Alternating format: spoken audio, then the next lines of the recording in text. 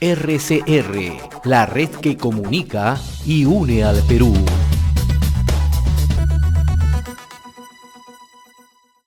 Es un gusto tener hasta ahora en comunicación a don Jorge Nieto, candidato al Congreso de la República con el número 1 por Victoria Nacional, partido que encabeza George Forsyth. Él es candidato por Lima Metropolitana y a la par también es un reconocido analista en temas políticos. Qué gusto saludarlo, señor Nieto. Como siempre, muy agradecido por la cortesía con RCR, muy amable.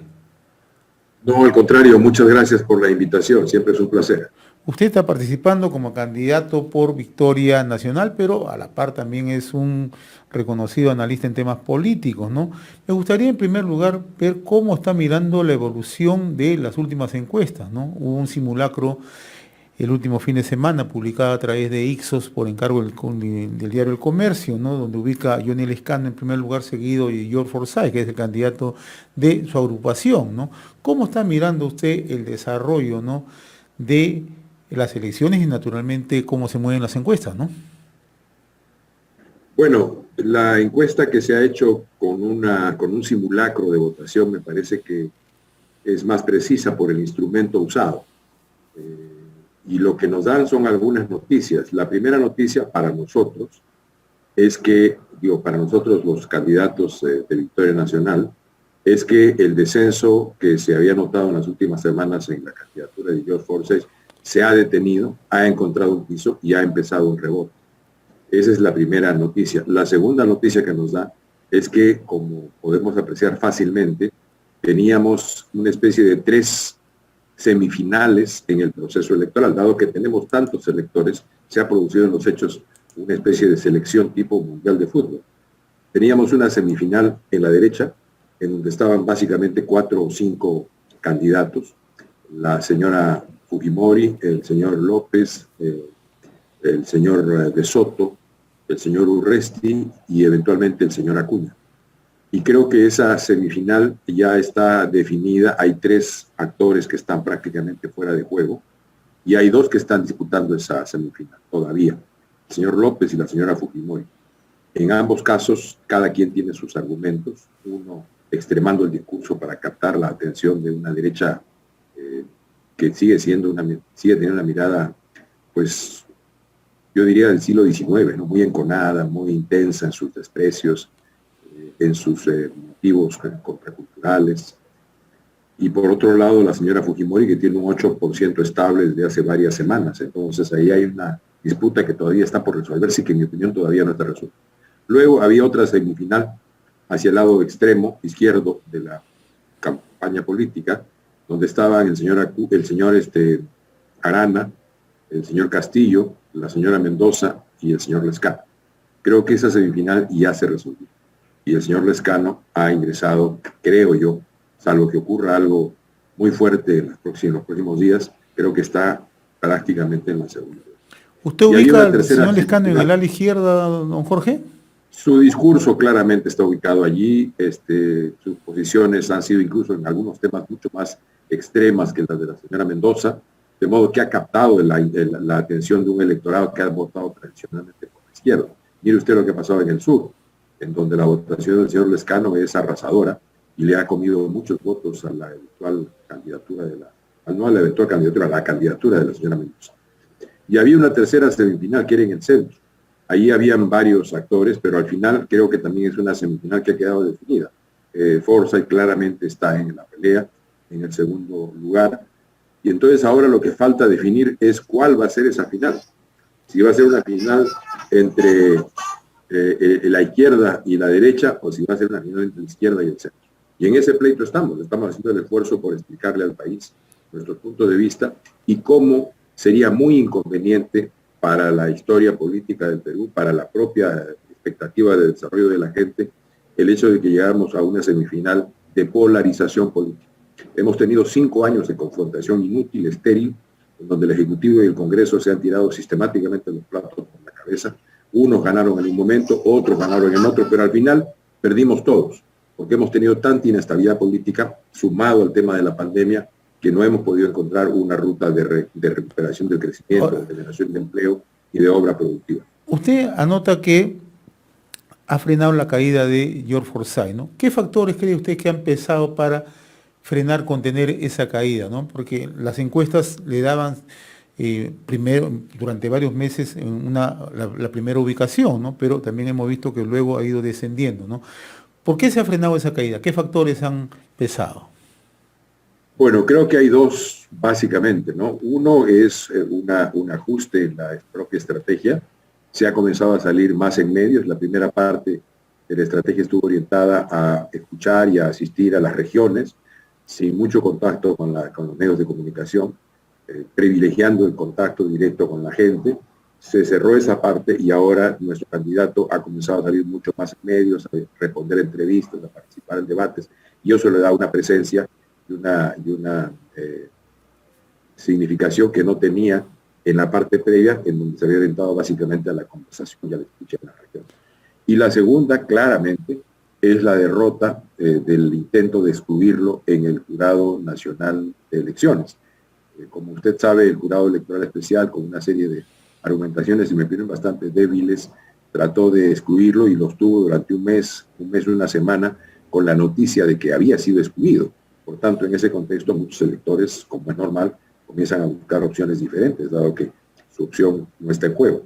Pero una vez concluida ese intento de exclusión, creo que eso también ha redundado en que nuestro candidato encuentre un piso y empiece a rebotar. Ahora, ¿qué tan importante considera usted que va a ser el debate entre los candidatos del Jurado Nacional de Elecciones? ¿Va a tener un peso específico el debate? Yo creo que todos los debates tienen un peso específico. No son el que todos quisiéramos, ¿no? Difícilmente se producen derrotas catastróficas o victorias rutilantes en este tipo de debates por su formato. El formato no permite este tipo de situaciones, sobre todo cuando son tantos candidatos y tienen que hacerse varias rondas de discusión y de conversación, con lo cual el sorteo mismo hace que todo se disperse de un modo que no necesariamente es aquel que el electorado tiene en la cabeza. Pero de cualquier manera es importante porque son momentos estelares en la comunicación con la población, son millones de personas los cuales van a estar viendo estas discusiones y por tanto es muy importante que los candidatos, y en este caso el nuestro, tengan una actuación para mejorar todo lo que se pueda la comunicación de nuestro mensaje y poder ganar la adhesión del electorado. Ahora, en el país muchas veces miramos siempre al candidato, ¿no? Que es naturalmente la locomotora, pero no miramos quiénes están detrás del candidato, ¿no? Y me parece que eso es una de las grandes omisiones que tenemos los peruanos cuando tenemos que elegir, ¿no? ¿Qué tanto pesa la composición de un equipo de gobierno en una candidatura, ¿no? ¿O qué tanto puede pesar en una segunda vuelta, en todo caso, ¿no? Bueno, aquí son dos temas. El primer tema es la ubicación, el emplazamiento que tiene uno en el proceso electoral, en el proceso político. Creo que allí nuestra ubicación en un centro político, no necesariamente ideológico, pero en un centro político que permita cancelar la polarización que hemos tenido estos 5 años y pasar a un momento constructivo de la historia nacional, a realizar obra en beneficio de las mayorías nacionales, creo que es fundamental. No podemos permitirnos como país 5 años más de confrontación. Y el triunfo del extremismo hacia la derecha o hacia la izquierda solo garantiza 5 años más de confrontación.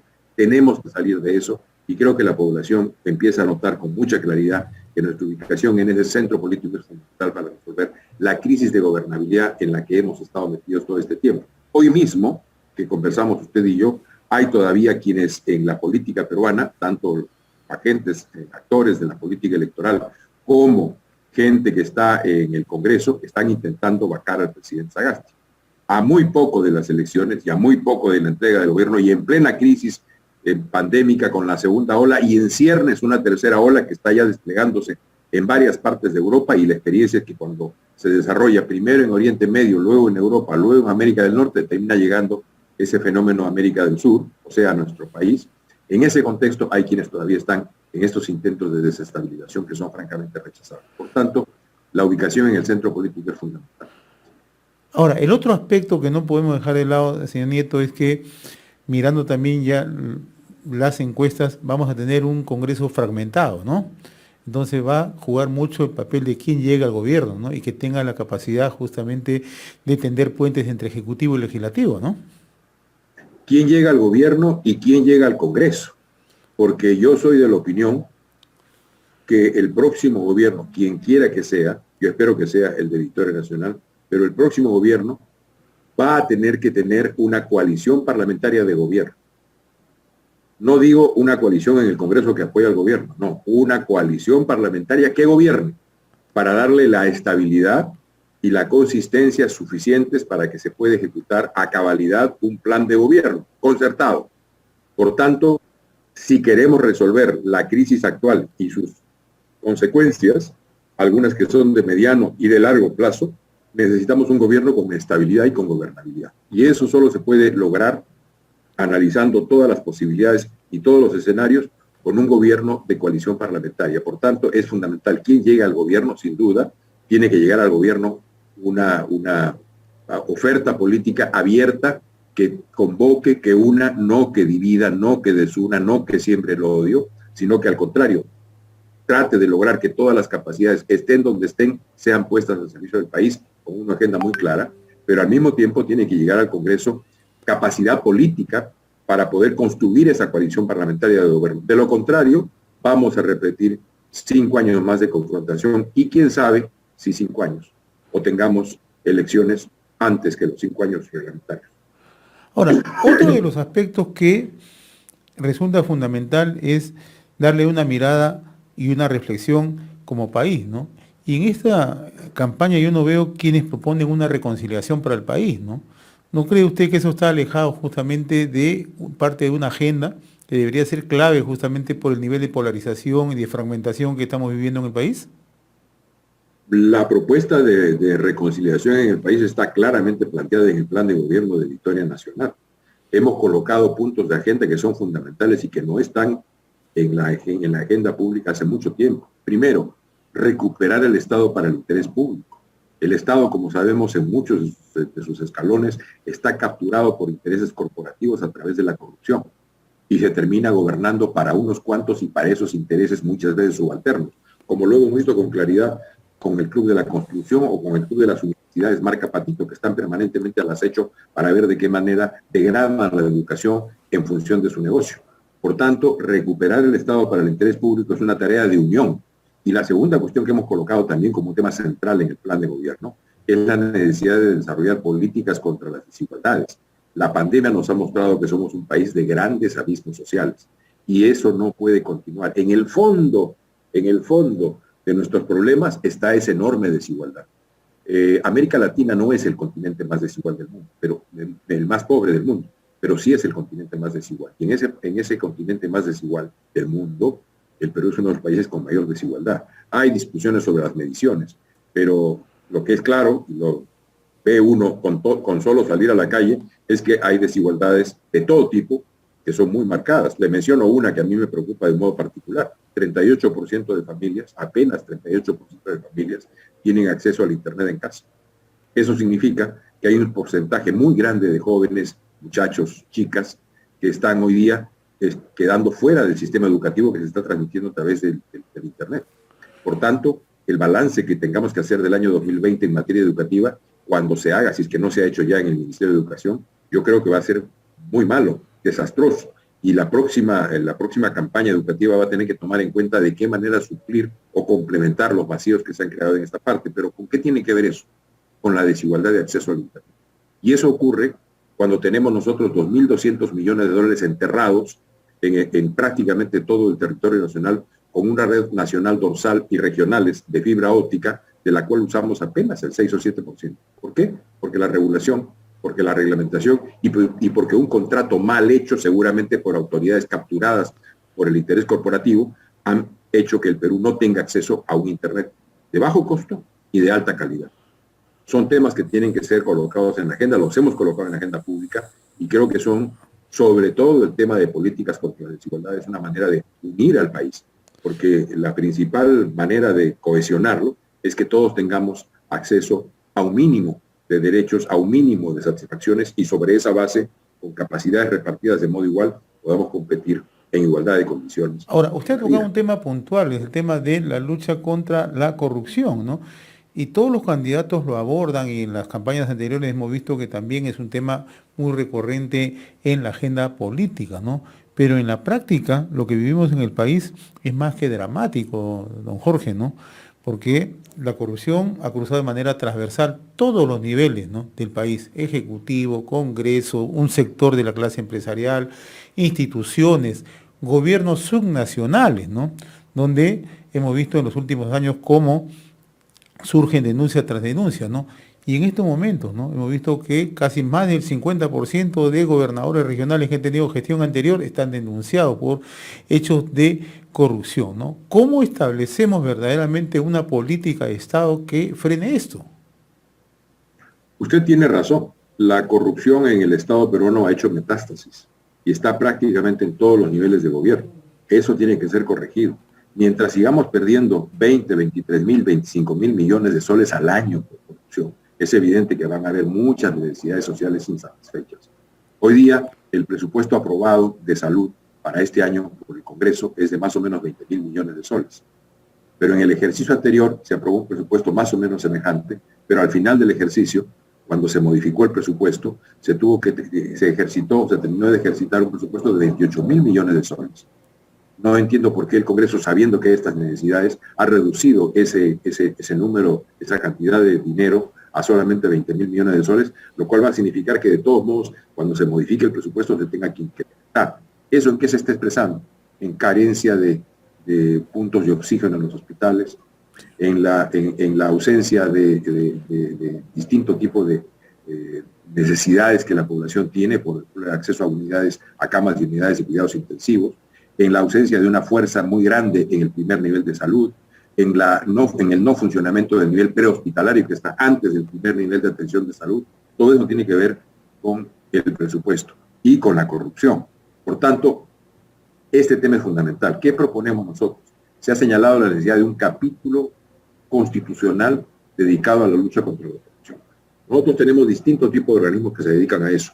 Hay iniciativas que están en nivel presidencial, hay instituciones que están en el nivel de la PCM, cada ministerio tiene organismos de control interno, existen en el Poder Judicial instancias, ramas dedicadas a la lucha contra la corrupción, hay organismos autónomos como la Contraloría o como el Tribunal Constitucional que también tiene que ver con la lucha contra la corrupción, y teniendo todo este nivel, esta casamata de instituciones, la corrupción, como dice usted muy bien, sigue gozando de muy buena salud.